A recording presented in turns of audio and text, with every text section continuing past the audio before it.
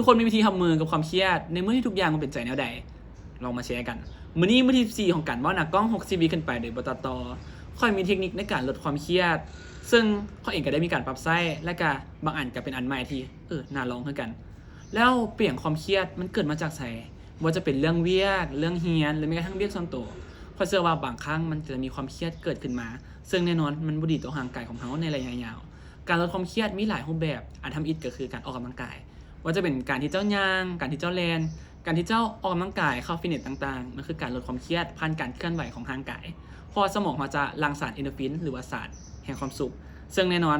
มันจะไปลบกับความเครียดที่เราเกิดขึ้นมาให้มันดีขึ้นถึงขั้นว่ามันลืมไปพุ่นแหละ2นั่นก็คือการที่เราหายใจทุกครั้งที่เราจะขึ้นเวทีใหญ่ๆเลยจริงอย่างใหญ่ๆเขาจะได้ยิน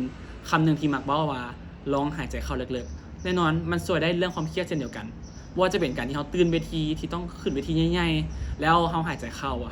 ลึกๆบัดนึงคอยโชว์นั่นแหละคือเทคนิคของมันก็คือการหายใจเข้าลึกๆอาจจะช่วยได้ในหลายๆอย่างรวมถึงความเครียดและข้อดีของมันคือมันสามารถเฮ็ดได้ทุกบอนเลยว่าจะเป็นอยู่รถอยู่บ้านอยู่บอนเฮ็ดเวียกหรือว่าอยู่โรงเรียน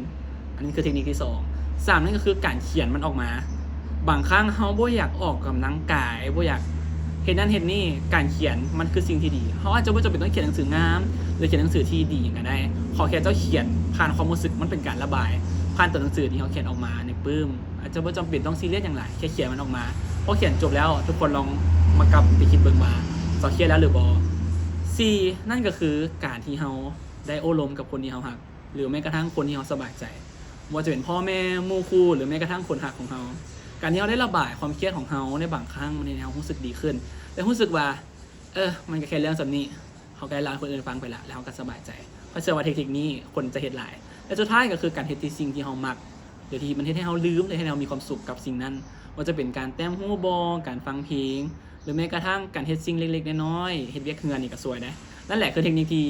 ลองไปปรับใช้กันเด้อในการลดความเครียด